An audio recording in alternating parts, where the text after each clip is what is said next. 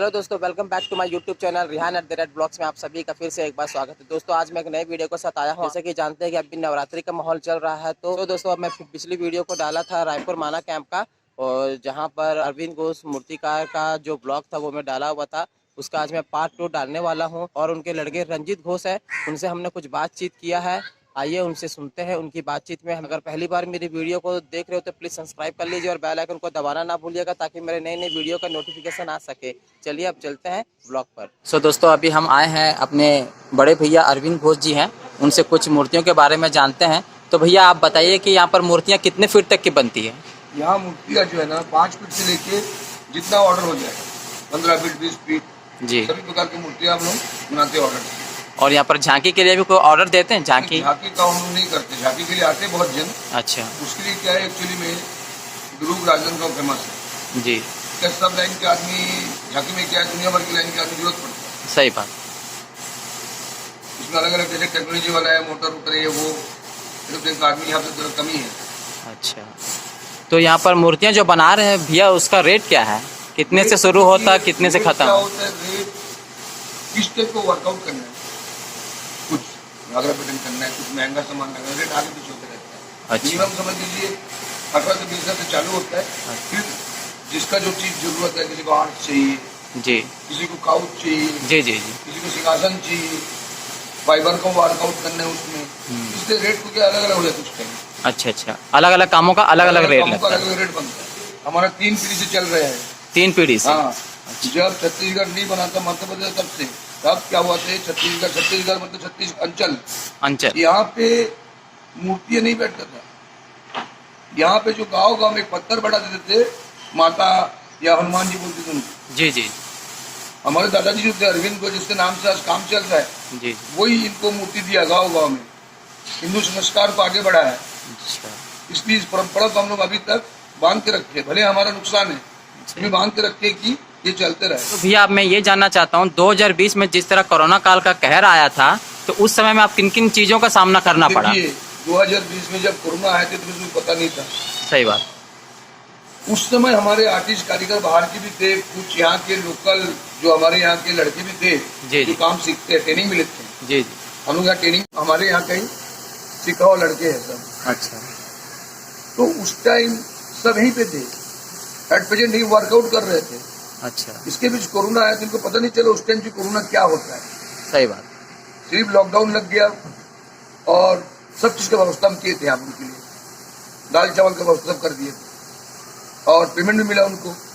हम लोग को तो लगा नहीं कोरोना में मूर्ति नहीं बैठेगी, इससे कोई कुछ बड़ी बीमारी है, लेकिन उसके बाद जब मूर्ति रह गया और इस साल जब कोरोना का जो कहर चला सेकंड वेव में, जी जी, तब उनको महसूस हुआ कि कोरोना क्या चीज है।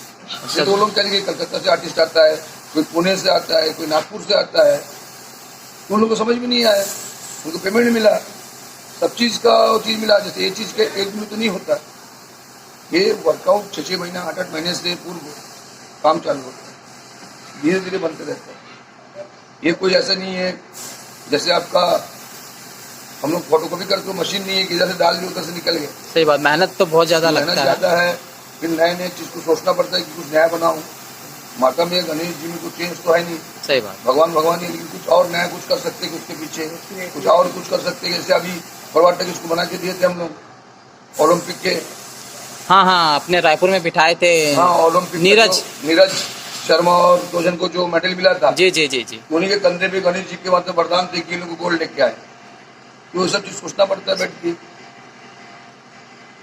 सोचने के लिए समय लगता है, उस टाइप का आर्टिस्ट लगता है।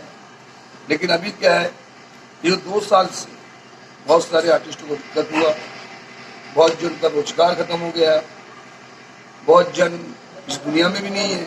सही बात, हाँ, बहुत जन दुनिया में नहीं है। तो अभी जो लॉकडाउन खत्म हुआ तो गवर्नमेंट भी हम लोगों को अनुमति दी है कि आप 8 फीट का, कलेक्टर से यहाँ पे प्रशासन ने हमको आदेश दिया कि 8 फीट का मूर्ति रख सकती है। लेकिन जो समय हमको दिया गया, इसमें ना रॉ मटेरियल मिल रहा है तो बहुत महंगा मटेरियल मिल रहा है। इधर जो समितियां मूर्ति बैठा रहा है उनके उतना बजट नहीं है जो ये ले सके, उसके लिए भी हम एडजस्ट कर रहे हैं कि कुछ इधर कम ज्यादा करके जब मूर्ति बैठा।